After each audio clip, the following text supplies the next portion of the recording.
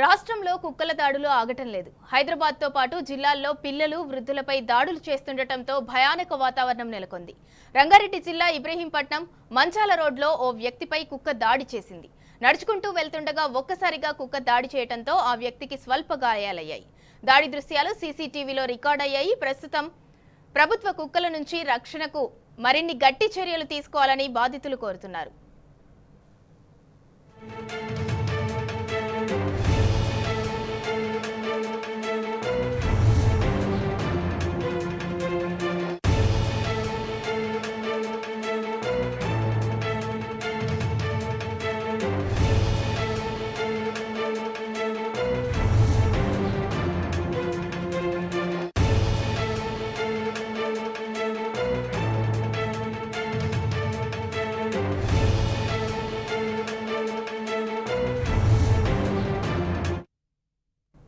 రాష్ట్రంలో కుక్కల దాడులు ఆగటం లేదు. హైదరాబాద్తో పాటు జిల్లాల్లో పిల్లలు, వృద్ధులపై దాడులు చేస్తుండటంతో భయానక వాతావరణం నెలకొంది.